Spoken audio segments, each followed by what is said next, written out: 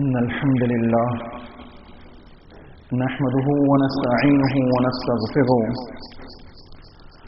ونعوذ بالله من شرور أنفسنا ومن سيئات أعمالنا من يهده الله فلا مضل له ومن يضلل فلا هادي له وأشهد أن لا إله إلا الله وحده لا شريك له وأشهد أن محمدا عبده ورسوله أما بعد فإن خير الحديث كتاب الله وخير الهدي هدي محمد صلى الله عليه وسلم وشر الأمور محدثاتها وكل محدثة بدعة وكل بدعة ضلالة وكل ضلالة في النار. وقال الله تبارك وتعالى في كتابه المجيد فأعوذ بالله من الشيطان الرجيم بسم الله الرحمن الرحيم يا أيها الذين آمنوا أطيعوا الله وأطيعوا الرسول ولا تبطلوا أعمالكم. وقال في موضع آخر بسم الله الرحمن الرحيم اليوم أكملت لكم دينكم وأتممت عليكم نعمتي ورضيت لكم الإسلام دينا. وقال في موضع آخر بسم الله الرحمن الرحيم تلك الجنة التي نورث من عبادنا من كان تقيا. تمام قسم کی حمد و ثنا کبریائی بڑائی اس وحدہ لا شریک خالق کائنات مالک ارض و سما کے لیے لائق و زیبا ہے، جو تمام جہانوں کا خالق اور مالک ہے، تمام جہانوں کا رب العالمین ہے. اسی کے لیے تمام سر حمد و ثنا ہے، اسی کے لیے تمام سر عبادتیں ہیں، اور وہی اکیلا تمام سر عبادتوں کا مستحق ہے. سبحان اللہ بحمدہ سبحان اللہ العظیم.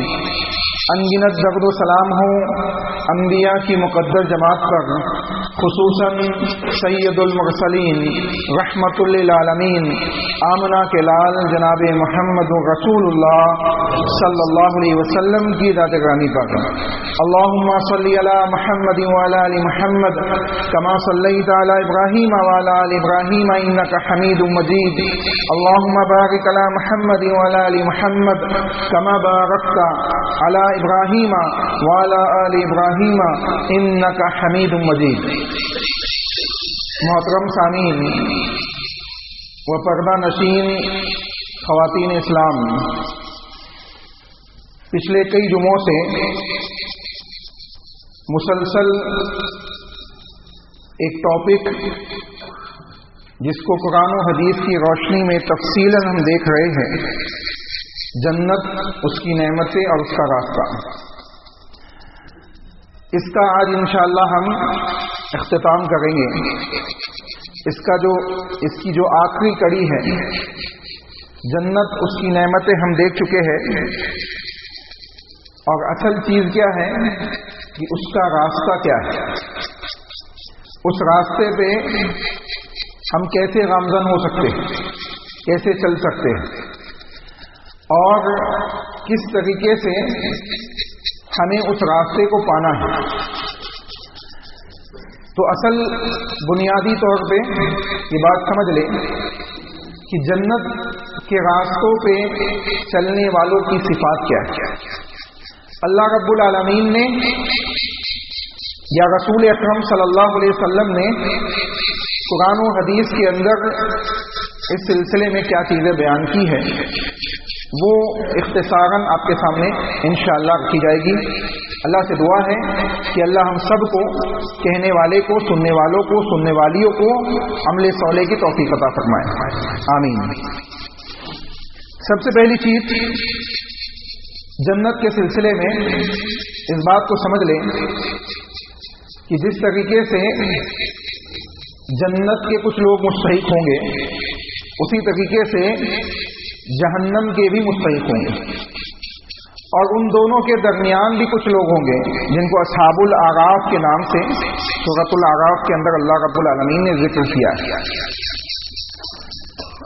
اب جنت والے تو جنت میں چلے جائیں گے، جہنم والے جہنم میں چلے جائیں گے۔ اللہ ہم کو جنت والوں میں شامل فرمائے اور جہنمیوں سے ہم سب کی حفاظت فرمائے۔ اور کچھ لوگ ہوں گے جو بیچ میں ہوں گے، نہ جنت میں گئے ہوں گے نہ جہنم میں، ان کا معاملہ لٹکا ہوا ہوگا، کوئی فیصلہ نہیں ہوا ہوگا۔ بعض لوگوں نے لکھا ہے، بعض اہل تفسیر نے یہ بات لکھی ہے کہ یا تو یہ وہ لوگ ہوں گے جن کی نیکیاں اور گناہ دونوں برابر ہوں گے، تو اب فیصلہ کیا ہوگا، بیچ میں اٹکا ہوا ہوگا۔ لیکن اس سلسلے میں غالب گمان یہی ہے کہ اللہ رب العالمین کی رحمت اس کے غضب سے وسیع ہے، اور اللہ رب العالمین نے اس چیز کو بیان کیا ہے کہ میری رحمت کیا ہے، میرے غضب سے وسیع ہے۔ تو ہم یہی گمان کرتے ہیں، اور اہل تفسیر نے بھی یہ بات لکھی ہے کہ ان لوگوں کا فیصلہ انشاءاللہ بالآخر جنتیوں کے ساتھ ہوگا۔ تو بہرحال جنت میں ایک گروہ جائے گا اور ایک گروہ جہنم میں جائے گا۔ لیکن سوال یہ ہے کہ ہمیں اس جنت کو حاصل کرنا ہے، جہنم سے بچنا ہے، تو دنیا کے اندر کیسے زندگی گزارنی پڑے گی، دنیا کے اندر اس کا راستہ کیا ہوگا۔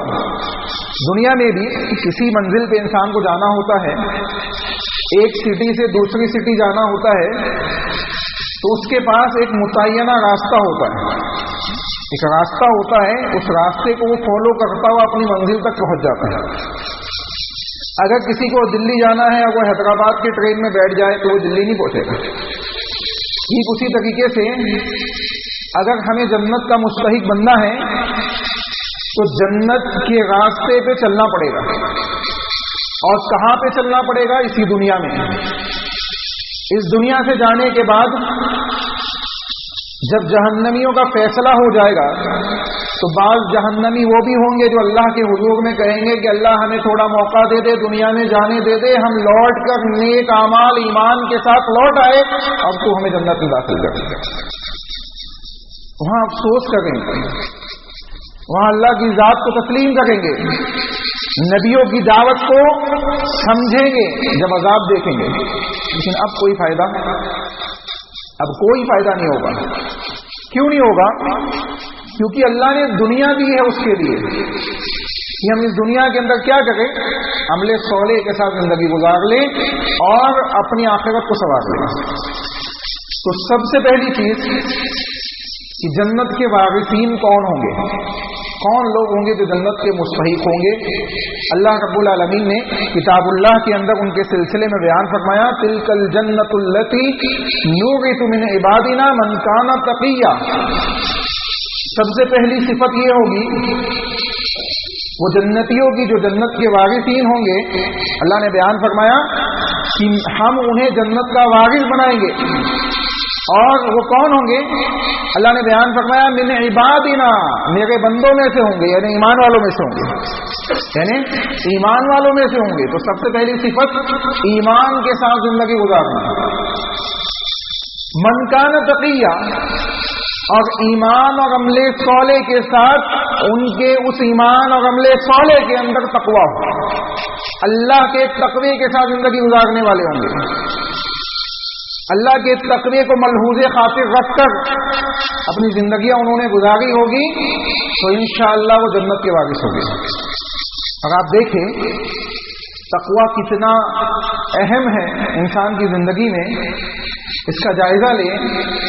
نماز اللہ نے فرض کی، روزے اللہ نے فرض کیے، دیگر چیزیں اللہ رب العالمین نے بندے کے اوپر اپلائی کرنے کا آرڈر دیا، ہمیں عمل میں لانے کا آرڈر دیا گیا۔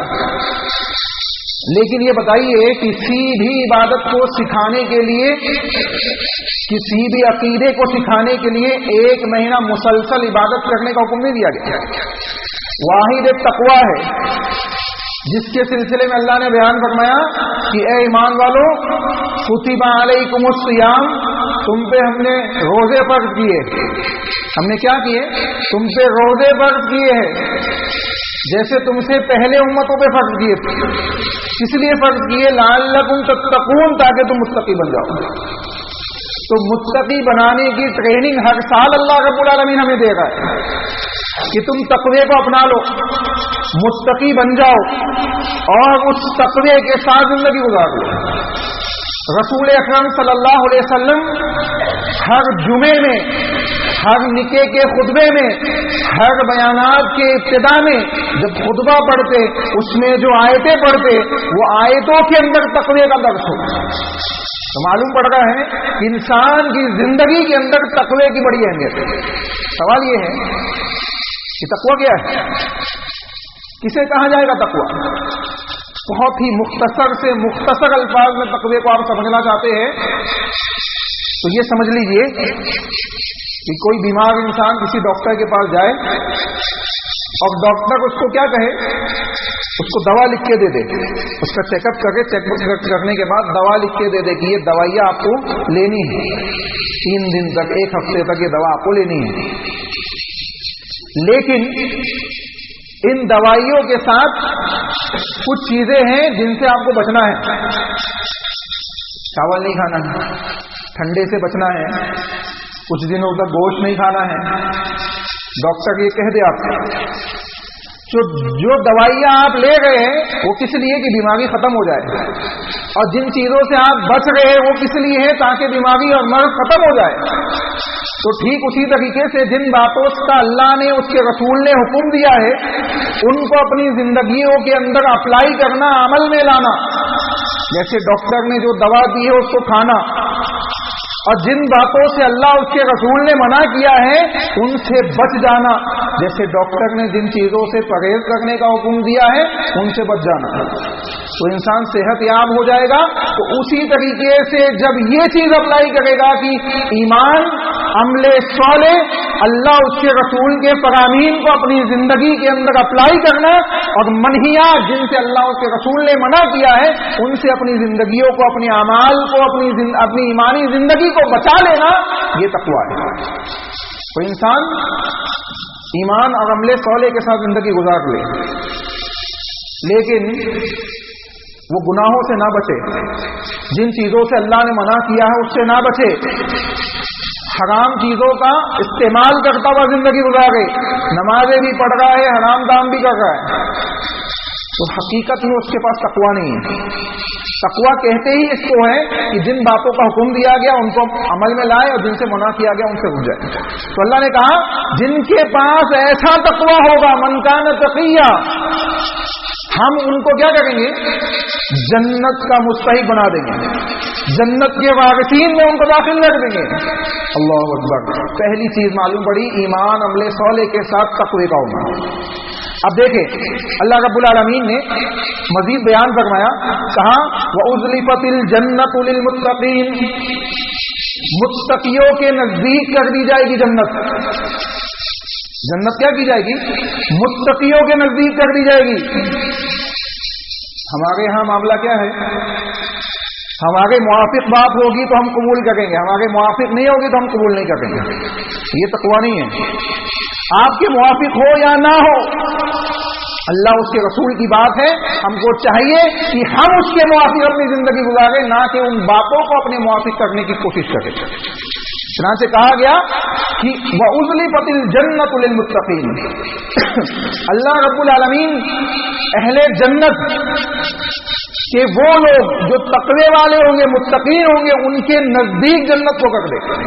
ان کے نزدیک کر دے گا جنت ان کے پاس کر دے گا. کہا غیر بعید, ان سے دور نہیں ہوگی. ھذا ما توعدون, اور یہ وعدہ ہے. اللہ اکبر. اللہ وعدہ کر رہا ہے. ھذا ما توعدون لکل اواب حفیظ. اللہ رب العالمین نے بیان فرمایا یہ وعدہ ہے ہر اس شخص کے لیے جو دنیا کے اندر اللہ کی طرف رجوع کرتا ہے, پابندیوں کے ساتھ زندگی گزارتا ہے, اس کے لیے اللہ کا وعدہ ہے. معلوم پڑا کہ پابندی کے ساتھ عمل صالح کرتا ہے, پابندیوں کے ساتھ گناہوں سے بچتا ہے, وہ اس میں داخل ہے. وہ اس میں داخل ہے. آگے دیکھیں اللہ رب العالمین نے مزید بیان کیا, کہا من خشی الرحمن بالغیب, اور ان کی ایک اور صفت ہے خشیت. خشیت کسے کہتے ہیں؟ دیکھیں ایک ہوتا ہے خوف, ایک ہوتا ہے خشیت. خوف و خشیت آپ سنتے ہوں گے کئی دفعہ بیانات میں. خوف کسی بھی انسان کو ہو سکتا ہے. بندے نے اللہ کے سلسلے میں, جہنم کے سلسلے میں, جنت کے سلسلے میں سنا, اس کے دل میں خوف پیدا ہوا, وہ عبادت کرنے آ گیا. اچھی چیز ہے, کوئی مسئلے کی بات نہیں. ایک ہے خشیت. خشیت کیا ہے؟ خشیت یہ ہے کہ آپ کے اندر خوف کے ساتھ اللہ اس کے رسول کے فرامین کا علم بھی ہو, یعنی خشیت آتی ہے علم کے ساتھ. خشیت کس کے ساتھ آتی ہے؟ علم کے ساتھ. علم کے ساتھ خشیت کا تعلق ہے. تو خوف و خشیت بندے کو چاہیے کہ وہ اپنے دین سے بے رغبتی کے ساتھ زندگی نہ گزارے. اللہ کے نبی محمد رسول اللہ صلی اللہ علیہ وسلم نے ہمیں اس بات کا حکم دیا ہے, طلب العلم فریضۃ علی کل مسلم, ہر مسلمان کے اوپر دین کا علم حاصل کرنا. دین کا علم حاصل کرنا یا علم کا حاصل کرنا, یا علم کا حاصل کرنا. اب ہر مسلمان سے علم حاصل کرنا کیا ہے؟ فرض ہے. کیا ہے؟ فرض. اللہ کے نبی کیا گئے کہ طلب العلم فریضۃ علی کل مسلم, ہر مسلمان پر چاہے مرد ہو چاہے خاتون ہو, اس کے اوپر علم کا سیکھنا فرض ہے. اب سوال یہ ہے کہ کیا ہر ایک عالم بنے گا؟ نہیں, پاسبل نہیں ہے. لیکن علم کا مطلب کیا ہے؟ علم کا مطلب یہ ہے کہ آپ کو اپنی دینی معاملات کے اندر اتنا علم ہونا چاہیے کہ آپ حلال کو اپنا سکے, حرام سے بچ سکے. اپنی دنیاوی زندگی دینی حدود کے اندر رہتے ہوئے گزار سکے, اتنا علم ہر ایک مسلمان کے پاس ہونا چاہیے. اگر نہیں ہے اور دنیا میں گناہ کرتا ہے, بدعقیدگی کے ساتھ زندگی گزار رہا ہے, آخرت میں اللہ کے سامنے کھڑا ہو کے کہے کہ اے اللہ مجھے تو معلوم نہیں تھا, مجھے تو معلوم نہیں تھا اس لیے میں نے ایسا کر لیا, اللہ معاف کر. اللہ رب العالمین کیا اس کو معاف کر دے گا؟ قطعاً معاف نہیں کرے. چنانچہ معلوم پڑ رہا ہے کہ ہر مسلمان کے لیے یہ چیز کمپلسری ہے کہ وہ دین کا علم اور دنیاوی علم دونوں علم کو سیکھتے سکھاتے ہوئے زندگی گزارے, علم سے بے رغبتی نہ کرے. لیکن افسوس کی بات ہے کہ آج ہمارے معاشرے کے اندر علمی مجلسوں کے لیے ہمارے پاس وقت نہیں ہے. علمی مجلسوں کے لیے ہمارے پاس وقت نہیں ہے. دن مسجدوں کے اندر درس قرآن, درس حدیث میں دیکھ لے آپ کتنی پبلک ہوتی ہے ڈیلی. سنڈے کی کلاسز کے اندر کتنی پبلک ہوتی ہے آپ دیکھ لیں، آپ کو معلوم پڑ جائے گا کہ علم سے ہماری دلچسپی کیا ہے، خصوصاً دینی علم سے. دینی علم سے ہماری کیا رغبت ہے، کیا اہمیت ہم اس کو دے گئے، وہ آپ دیکھ لیں. تو میں اس ٹاپک ہونے کا ٹاپک نہیں ہے، اس طرف نہیں جاؤں گا، لیکن بات آئی ہے تو اس بات کو سمجھ لینا چاہیے کہ ہمارا تعلق دینی کتابوں سے جڑتا ہے صرف رمضان کے مہینے میں. قرآن بھی رمضان کے مہینے میں کھلتا ہے اور کتابیں بھی رمضان کے مہینے میں ہی نکلتی ہے. باقی مہینوں میں ہم بے رغبتی کے ساتھ زندگی گزار رہے ہیں. تو ہم کو ایسا نہیں کرنا چاہیے. چنانچہ اللہ نے بیان فرمایا کہ من خشی الرحمن بالغیب، جو رحمان سے خشیت کے ساتھ غیب کے معاملات کے ساتھ خشیت رکھتا ہے. یعنی غیب ہم نے اللہ کو دیکھا ہے، ہم نے اللہ کو نہیں دیکھا نا، لیکن ہم اللہ کی ذات پہ ایمان رکھتے ہیں، اور غیب میں تنہائی میں بھی اس رحمان کا خوف اور خشیت ہمارے دلوں میں ہوتی ہے. تو جب یہ صفت پیدا ہو جائے گی تو انشاءاللہ اللہ نے بیان فرمایا کہ وہ جنت کے مستحق ہوں گے. اور مزید بیان کیا سنیں، وَجَاءَ بِقَلْبٍ مُنِيبٍ، اور توجہ والا دل لے کے آئے گا. توجہ جس کے اندر اللہ رب العالمین کی رغبت ہوگی، اللہ کی رغبت. اللہ کے نبی صلی اللہ علیہ وسلم نے 7 خوش نصیب لوگوں کا ذکر بیان کیا. اس میں ایک شخص وہ ہے وَرَجُلٌ قَلْبُهُ مُعَلَّقٌ بِالْمَسَاجِدِ، ایک ایسا آدمی جس کا دل مسجد سے لٹکا ہوا ہو. جس کا دل کہاں لٹکا ہوا ہو؟ مسجد میں لٹکا ہوا ہو. مطلب کیا ہے، اپنا دل نکال کے مسجد میں لٹکا دے؟ نہیں. ایسا آدمی جو ایک نماز پڑھ کے گیا ہو، مسجد سے نکل کے دوسری نماز کی فکر ہے کہ ابھی اذان ہوگی تو دوسری نماز کے لیے آنا ہے. مسجد سے دل لگا ہوا ہے، دل لگا ہوا ہے. تو یہ جو دل ہے نا، یہ اس قسم کے جو دل ہے، اللہ کی کتاب سے دل لگا ہوا ہے، اللہ کے فرامین سے دل لگا ہوا ہے، رسول اللہ صلی اللہ علیہ وسلم کی باتوں سے دل لگا ہوا ہے کہ جب کوئی بات آتی ہے اس کے مطابق اپنی اصلاح کرتا ہوا زندگی گزارتا ہے. توجہ والا دل ہے، سویا ہوا نہیں ہے، مردہ نہیں ہے. غفلت میں، خواب غفلت میں اس کا دل کھویا ہوا نہیں ہے. اللہ نے بیان فرمایا وَجَاءَ بِقَلْبٍ مُنِيبٍ، ایسا دل جو توجہ والا ہے، وہ جنت کے مستحقین کی صفات اللہ بیان فرما رہا ہے. سنیں، اب اللہ نے آرڈر دیا. کیا آرڈر دیا؟ یہ صفات اللہ نے بیان کی، اس کے بعد کہا ادخلوها بسلام، اس میں داخل ہو جاؤ. اللہ اللہ ہم سب کو اس میں شامل فرمائے، آمین. کہاں؟ ادخلوها، اس میں داخل ہو جاؤ. اس میں؟ جنت میں. بسلام، سلامتی کے ساتھ، سلامتی کے ساتھ اس جنت میں داخل ہو جاؤ. ذالک یوم الخلود، لوگوں سنو، داخل ہونے کا مطلب یہ نہیں ہے کہ ایک وقت کے بعد نکال لیے جاؤ گے، نہیں. آرڈر، اللہ آرڈر بھی دے گا ہے تو مکمل کہ سنو داخل ہو جاؤ اور ہمیشہ کے لیے داخل ہو جاؤ. اب کوئی نکالنے والا نہیں ہے. اسی لیے نبی اکرم صلی اللہ علیہ وسلم نے بیان فرمایا کہ جب جنتی جنت میں، جہنمی جہنم میں چلے جائیں گے، اللہ موت کو کیا کرے گا؟ ایک مینڈے کی شکل میں جنت اور جہنم کے بیچ میں لا کے ذبح کرا دے گا، تاکہ جہنمی بھی جان لے کہ اب موت نہیں آنے والی ہے، اور جنتی بھی جان لے کہ اب موت آنے والی نہیں ہے. جہنمیوں کو کوئی عذاب سے بچا نہیں سکتا. اللہم احفظنا منہم، اللہ ہم کو جہنم سے محفوظ فرمائے. اور جنتیوں کو کوئی جنت سے نکال نہیں سکتا. اللہم ادخلنا منہم، اللہ ہم کو جنت میں داخل فرمائے. آپ اندازہ لگائے یہ کیفیت ہوگی. تو کہاں گیا کہ وجاء بقلب منیب ادخلوها بسلام ذالک یوم الخلود لہم ما یشاؤون فیہا ولدینا مزید. 2 باتیں اللہ نے بیان کی. کہاں؟ لہم ما یشاؤون فیہا، جو چاہو، جیسے چاہو، جو معاملات انجام دینا چاہو اس میں کرو. پابندی دنیا میں ہے نا، پابندی کیا ہے؟ دنیا میں ہے. وہاں تو اللہ کہہ رہا ہے جو چاہو کرو. پورے انتظامات اللہ رب العالمین نے کیے ہیں آپ کے لیے وہاں. اور یہی نہیں، آگے کیا کہا سنیں، ولدینا مزید، اور مزید ہے جو ہم دیں گے تمہیں. جنت میں داخل ہونے کے بعد جو مل رہا ہے، جو تم چاہو گے وہ تم کرو گے، لیکن اور بھی ہم دیں گے. لیکن ایک بات یہاں سمجھ لیں، کچھ ایسے لوگ بھی آج پیدا ہو گئے معاشرے کے اندر جو ایسی آیتوں سے دلیل لیتے ہیں کہ اللہ نے بیان فرمایا نا قرآن کے اندر کہ جو چاہو وہ کرو، جنتیوں کو موت نہیں آئے گی، تو اس کا مطلب یہ ہو گیا کہ جنتی منی خدا ہو گئے. ایسا استدلال کرنا جائز نہیں ہے. خدا صرف اللہ ہے، رب العالمین صرف اللہ ہے. کوئی منی کوئی میکزیمم خدا نہیں ہوتا ہے. سمجھ گئے بات؟ یہ استدلال جاہلانہ استدلال ہے. کوئی کہے ایسی آیتوں کو انتخاب کرتے ہوئے قرآن کی کہ یہ جنتی منی خدا ہو گئے ہیں، یعنی ایسا استدلال ہے جس کی کوئی بنیاد نہیں ہے. کبھی کسی سلف صالحین میں سے کسی نے ایسی تشریح کی ہے، ایسی تفصیل کی ہے جو آج ہمارے معاشرے کے اندر لوگ کر رہے ہیں؟ کہ افسوس کی بات ہے. اور بڑے بڑے لوگ فالوور بنے ہوئے ایسے لوگوں کے.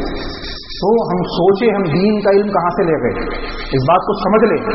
اگر ہم غلط جگہ سے علم لیں گے تو ہمارے عقیدے بگڑیں گے، اعمال بگڑیں گے، معاملات خراب ہوں گے، دنیا بھی بگڑے گی، آخرت بھی بگڑے گی. تو اس سے بچے، اللہ ہمیں سمجھ عطا فرمائے. چنانچہ اللہ نے مزید بیان فرمایا، کہا سنو، دیکھیں کہا وَأَمَّا مَنْ خَافَ مَقَامَ رَبِّهِ وَنَهَى النَّفْسَ عَنِ الْهَوَىٰ فَإِنَّ الْجَنَّةَ هِيَ الْمَأْوَىٰ.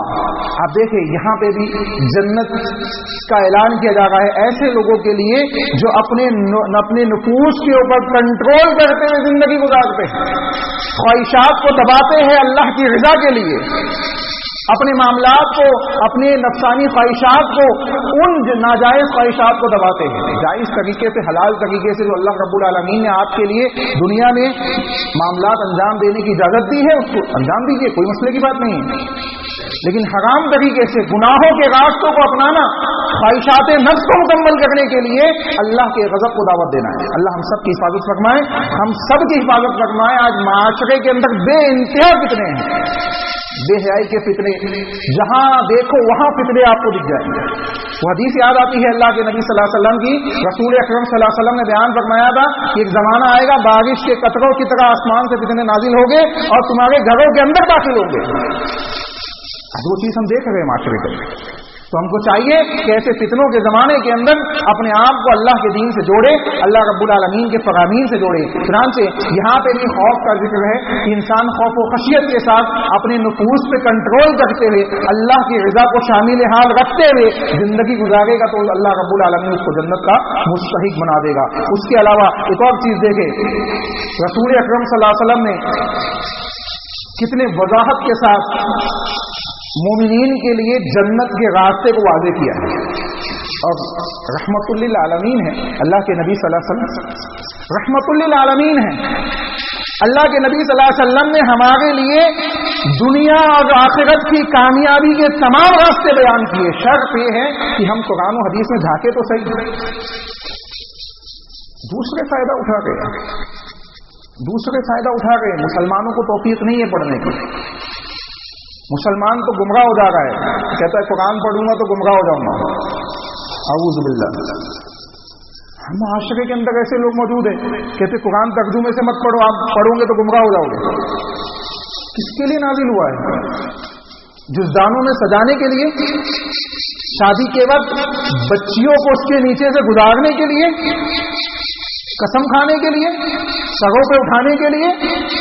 اپنے معاملات آ جائے تو قرآن اٹھا کے مختلف قسم کے معاملات انجام دینے کے لیے. یہ سب کاموں کے لیے قرآن آیا ہے.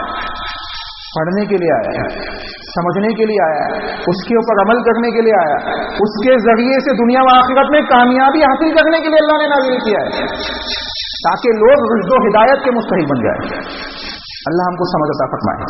چنانچہ رسول اکرم صلی اللہ علیہ وسلم نے بیان فرمایا، حضرت انس بن مالک رضی اللہ عنہ حدیث کے راوی ہے، کہتے ہیں کہ حفت الجنت بالمکارہ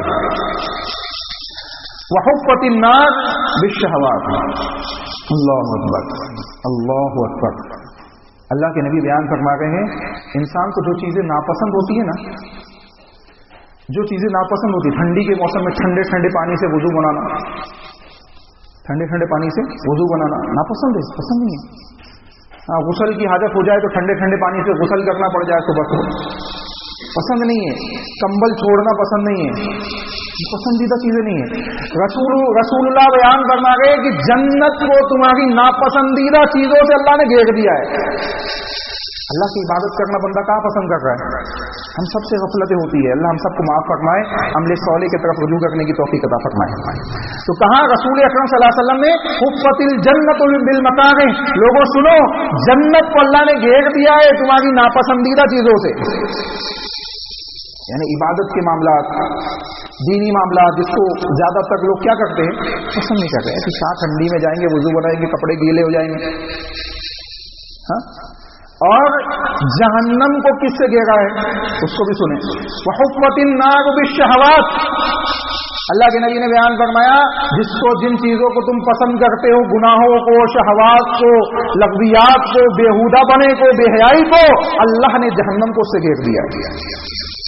جس کو اپناؤ گے اسی میں داخل کر دیے جاؤ گے.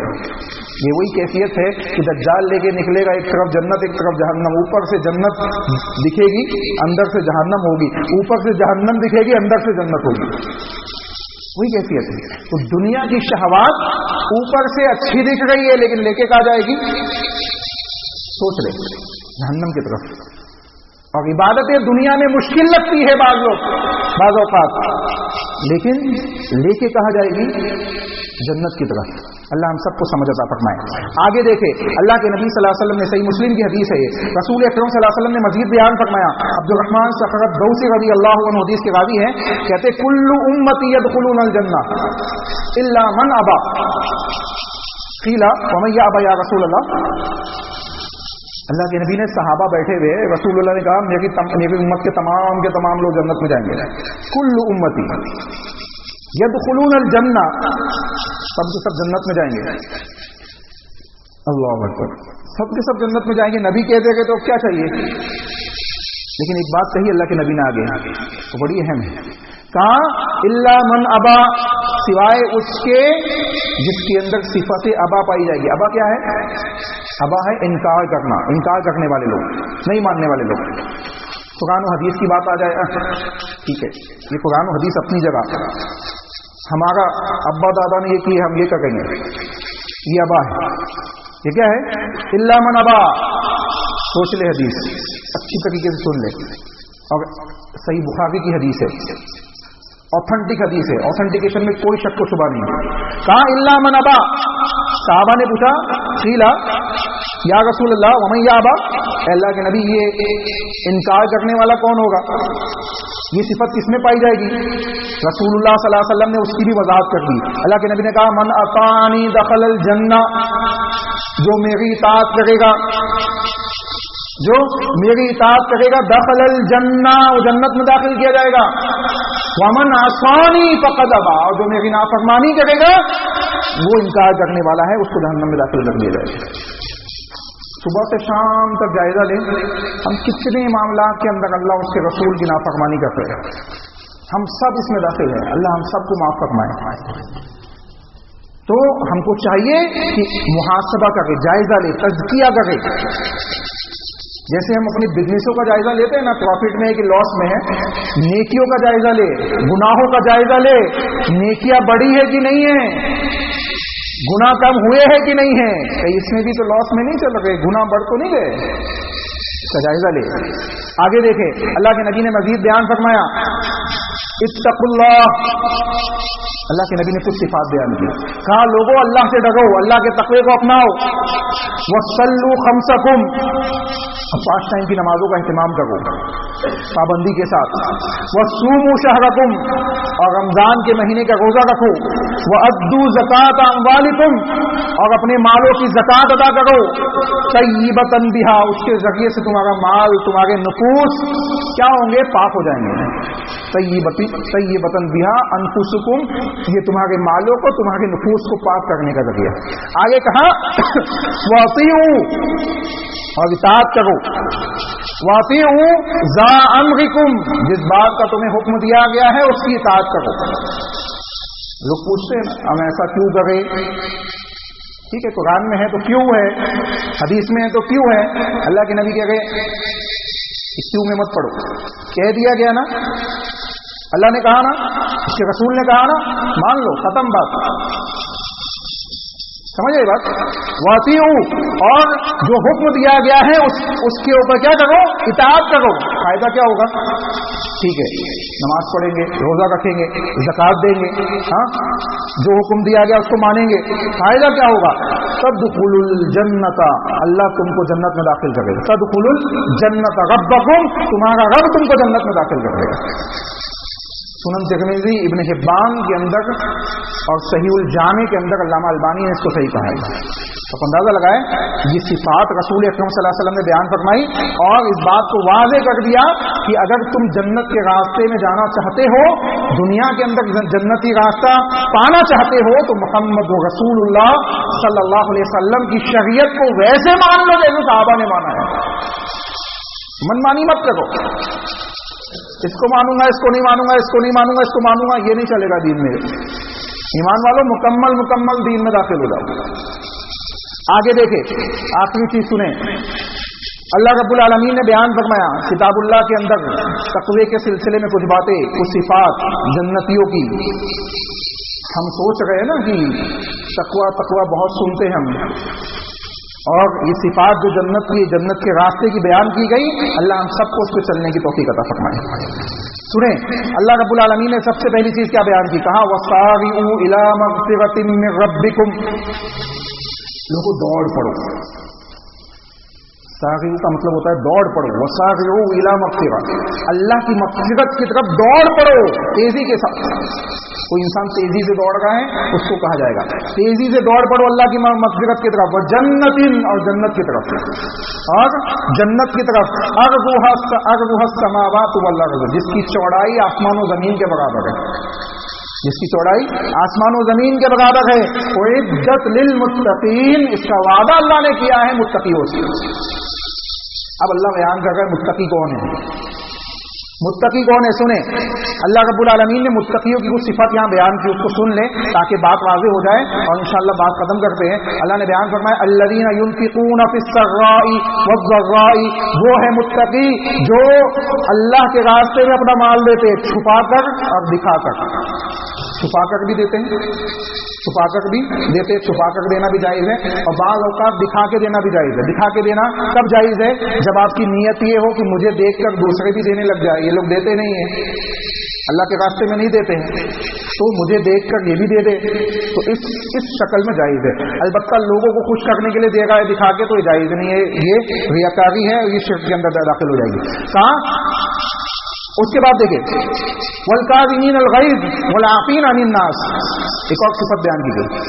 غصے کو پی لیتے ہیں. غصے کو کیا کرتے ہیں؟ غصے کو پی لیتے. افسوس ہے ہمارے اندر کی صفات ہے کیا؟ آج ہمارے اندر کی صفات نہ کے برابر ہے.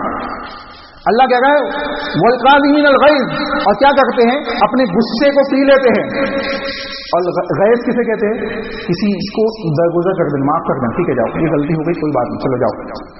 والعافین عن الناس، اور لوگوں کو معاف کرتے ہیں، اور لوگوں کو معاف کرتے. حضرت عائشہ رضی اللہ عنہا کے اوپر تہمت لگانے والے لوگوں میں ایک صحابی وہ بھی تھے جو حضرت ابو بکر کے کفالت میں تھے. ابو بکر ان کی کفالت کرتے تھے. حضرت ابو بکر نے کفالت کرنا بند کر دی جب اللہ نے آیتیں نازل کر دی، حضرت عائشہ کے سلسلے میں پاک دامنی بیان کر دی. حضرت ابو بکر نے کہا یہ بھی تھا نا، اس کو نہیں دوں گا. پھر اللہ نے آیت نازل کی. کیا وہ لوگ پسند نہیں کرتے کہ اللہ ان کو بھی معاف کر دے جو اللہ کے راستے میں اپنا مال دے رہے ہیں؟ ابو بکر بول اٹھے کہ اللہ میں پسند کرتا ہوں، اور فوراً اس صحابی رسول کے وظیفے کو پھر سے چالو کر دیا. سب اندازہ لگائے، معاف کرتے. وعافین عن الناس، اور لوگوں کو کیا کرتے ہیں؟ معاف کرتے ہیں. واللہ یحب المحسنین، اللہ ایسے احسان کرنے والوں کو پسند کرتا ہے، اللہ پسند کرتا ہے. آگے دیکھیں والذین اذا فعلوا فاحشۃ، اور جب ان سے کوئی گناہ ہو جاتا ہے، جب ان سے کوئی گناہ ہو جاتا ہے، او ظلموا انفسہم، یا اپنے نفسوں کے اوپر ظلم کر بیٹھتے، گناہ کر بیٹھتے. اللہ اکبر. متقی ہے گناہ بھی ہو جاتا ہے، انسان ہے نا، انسان ہونے کے ناطے کبھی کبھی گناہ بھی ہو جاتا ہے انسان سے. اللہ کہتا ہے گناہ ہو جاتا ہے تو کیا کرتے؟ ذکر اللہ، اللہ کا ذکر کرتے، اللہ کے سامنے جھک جاتے ہیں، اللہ کے سامنے گر گڑاتے ہیں. فاستغفروا لذنوبہم، اور اپنے گناہوں کی مغفرت مانگتے اللہ سے. حبیب سے زنا ہو گیا، دوڑتے ہوئے آئے رسول اللہ کے پاس، طاہرنی یا رسول اللہ، اللہ کے نبی مجھے پاک کر دیجیے. لمبی حدیث ہے, کئی دفعہ ہم سن چکے ہیں. اللہ کے نبی نے چیک کرایا, دیکھو مجنون تو نہیں ہے, شراب تو نہیں پی ہوئی ہے, تمام چیزیں. اس کے بعد پوچھا کس چیز سے پاک کروں. پہلے واپس بھی بھگایا کہ جاؤ اللہ سے معافی مانگو. ان کا دل گوارا ہی نہیں کیا. پھر رسول اللہ کے پاس آئے, یہاں تک کہ جب تک سزا نہیں پالی جب تک انہوں نے اپنے آپ کو رسول اللہ کے سامنے سے نہیں ہٹایا. پھر اللہ کے نبی نے کہا اس نے ایسی توبہ کی ہے کہ 70 لوگوں میں تقسیم کر دی جائے تو ان کو اللہ معاف کر دے گا. تو کہا فاستغفروا لذنوبہم. اس کے بعد اللہ نے بیان فرمایا وَمَن یغفر الذُّنُوبَ إِلَّا اللَّهُ. اور کون ہے اللہ کے علاوہ جو گناہوں کو معاف کرے؟ اللہ کے علاوہ کوئی نہیں ہے. تو ابھی موقع ہے جھک جائے اللہ کے سامنے, ابھی موقع ہے. اس کے بعد دیکھیں ٹائم ختم ہو گیا ہے, معذرت چاہوں گا, یہ آیت ختم کر دوں میں آپ کے سامنے, اپنی بات بھی ختم کر دوں گا. کہاں وَمَن يَغْفِرُ الذُّنُوبَ إِلَّا اللَّهُ وَلَمْ يُصِرُّوا عَلَى مَا فَعَلُوا وَهُمْ يَعْلَمُونَ أُولَٰئِكَ جَزَاؤُهُم مَغْفِرَةٌ مِّن رَّبِّهِمْ وَجَنَّاتٌ تَجْرِي مِن تحتها. اللہ رب العالمین بیان فرما رہا ہے یہ صفات جو بیان کی گئی ہے ان آیتوں کے اندر, یہ سورۃ ال عمران کی آیتیں ہیں, یہ صفات جو بیان کی گئی ہے سنو, یہ وہ لوگ ہیں جن کو اللہ نے معاف کر دیا. اللہ نے کیا کیا؟ معاف کر دیا, اور ان کے لیے مغفرت اور جنت کی شکل میں اللہ نے جزا رکھ دی. یہ معاف کر دیے گئے. تو اب اگر ہم چاہتے ہیں جنت کے راستے میں چلنا تو رسول کی اطاعت کبھی نہ چھوڑے, رسول اللہ کی اطاعت کبھی نہ چھوڑے, اور صحابہ کے منہج پہ رہ کر زندگی گزارے, اعمال صالحہ کرے, اور اللہ سے توبہ و استغفار کرتے ہوئے زندگی گزارے. انشاءاللہ ہمیں وہ جنت مل جائے گی. اللہ سے دعا ہے کہ اللہ ہمیں ان جنتوں کا مستحق بنائے, گناہوں کو ہمارے معاف فرمائے, جہنم کے عذابات سے ہم سب کی حفاظت فرمائے. اللہ رب العالمین ہم سے جو غلطیاں گناہ سرزد ہوتے اسے معاف فرما دے. اے اللہ ہم جو خطائیں کرتے اسے معاف فرما دے. اے اللہ رجوع اللہ کرنے کی توفیق عطا فرما. اے اللہ توبہ و استغفار کرنے کی توفیق عطا فرما. اے اللہ ہمارے گناہوں کی وجہ سے آج مصیبتیں ہم پہ نازل ہو گئی ہے. اے اللہ ہمیں اپنے گناہوں سے توبہ کرنے کی توفیق عطا فرما, اپنے اعمال کی اصلاح کرنے کی توفیق عطا فرما. محمد رسول اللہ صلی اللہ علیہ وسلم کی اتباع و اطاعت کے ساتھ زندگی گزارنے کی توفیق عطا فرما. اے اللہ جو موجود ہیں ان کو اپنی زندگیوں کی اصلاح کرنے کی توفیق عطا فرما.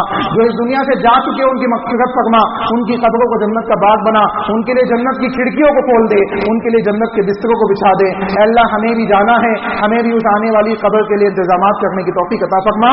آمین. ربنا تقبل منا انك انت السميع العليم وتب علينا انك انت التواب الرحيم برحمتك يا ارحم الراحمين.